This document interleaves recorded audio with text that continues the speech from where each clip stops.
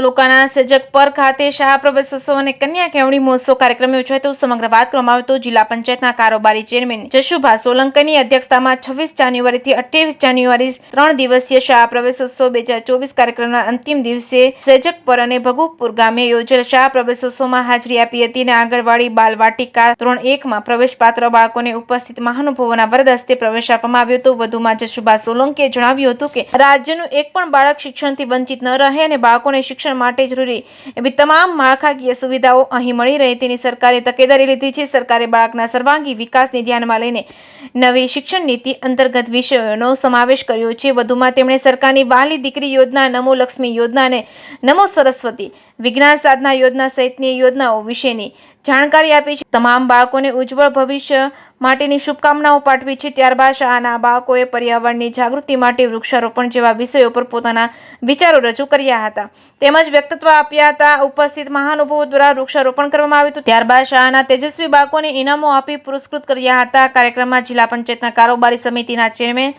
જશુભા સોલંકી, શાળાના બાળકો તેમજ વાલીઓ સહિતના ઉપસ્થિત રહ્યા હતા। જે કેસ ગુજરાતી સાથે ભરતસિંહ પરમાર, સુરેન્દ્રનગર।